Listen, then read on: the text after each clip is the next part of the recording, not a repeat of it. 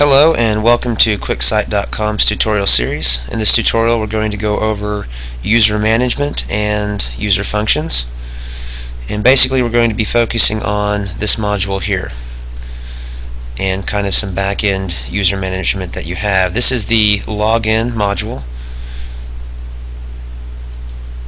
which in your back-end, in your module manager here, again, let's just start from the control panel. It'd be under extensions, go to module manager. You would go to new, and this is the module and the parameters that is responsible for this box and these links and the functionality. Now again, I don't need to create a new one, although I can because I already have one in place. User login. And notice we have, to show the title,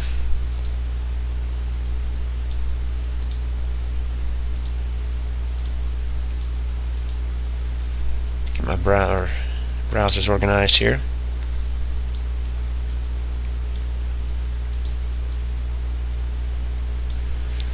So the title here, user login, corresponds to here.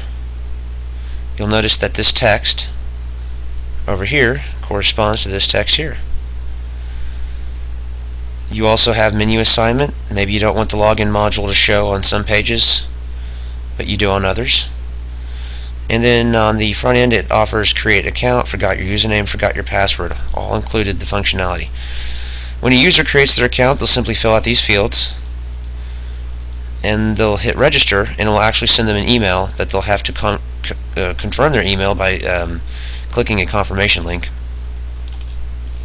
And when they do that, what that's going to do is it's going to add them into your user manager. And let's go take a look at that. Your user manager is located under your site top link, second one down. And you'll see that there's only one user right now, and that is me, and I'm in the group Super Administrator. Let's just take a look at that. Basically, regardless of the group the user is in, and we'll get to that in a moment, these parameters are going to apply to all users. A couple things to point out.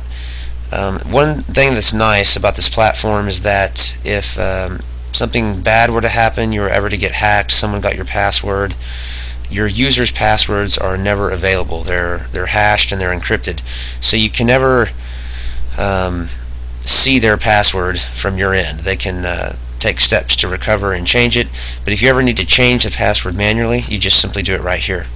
So if you need to change the password to your login, your actual Joomla backend login, you would actually do it right here. And notice that you can choose to block a user, yes or no, and set whether this user is to receive system emails. When you get into user groups, it's best to look at this just like at a job where you have a hierarchy of authority. Something to point out here is that the super administrator is actually at the top of the hierarchy, so it's kind of upside down. And your public front end would be like your grunt employees. They would be the most common. So the super administrator, there has to be one, and that by default will be you. I would recommend that you never give anybody else super administrator status, because that's like giving them the keys to the shop. They'll be able to do whatever you can. Otherwise, the other back-end user groups are going to simply limit the functions that a manager or administrator could do. So for example, a manager couldn't delete users. When you get to the front end, a registered user simply means someone who's confirmed their email. An author is someone who can submit articles to the site or web pages or content. An editor can also submit pages and articles to the site, but they can also change the content submitted by authors below them. And then finally, a publisher can do everything an author and an editor can, but they have say in whether the content submitted is actually published or not. Then of course, all the positions on the back end can do everything a publisher, editor, author, and registered user can. So again, it's just like a hierarchy structure, just like employee, assistant manager, manager, CEO of the company. And typically, for a lot of business models, I don't see too many businesses needing to go outside just using the basic registered. If you've got a business model that's calling or is needing a bunch of content or input from a bunch of other users, then of course you have this in place to help organize those user groups. And additionally, you can set other parameters, default language, whether the user has the TinyMCE 2.0 editor turned on or off. I typically just leave these alone and let the global take care of it, the global configuration. And that's how you would manage a user. If you want to create a new user manually, you just click New and simply fill in the blanks here, the name, the username, the email, and the password of that user, and you can email them that information manually. So let's go ahead and walk through this and show you how it works.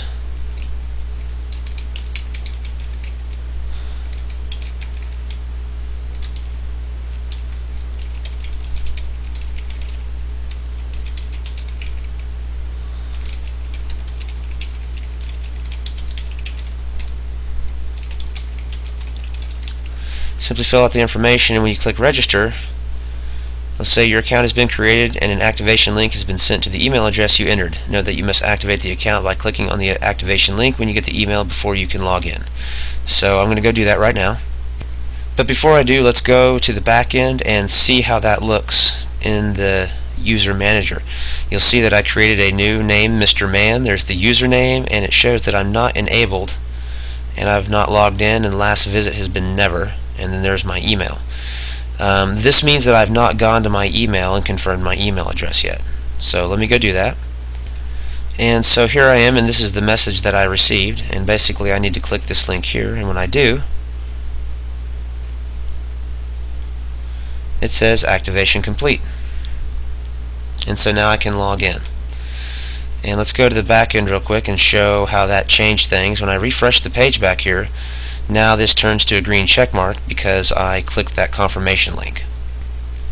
So now that I am a registered user, let's type in my username and password and log in. And as you see, it says user login, hi Mr. Man, and of course I can log out. Now at the moment I don't have any restricted or registered pages set up, so there's nothing new that I would see, but in essence that is how a user would log in.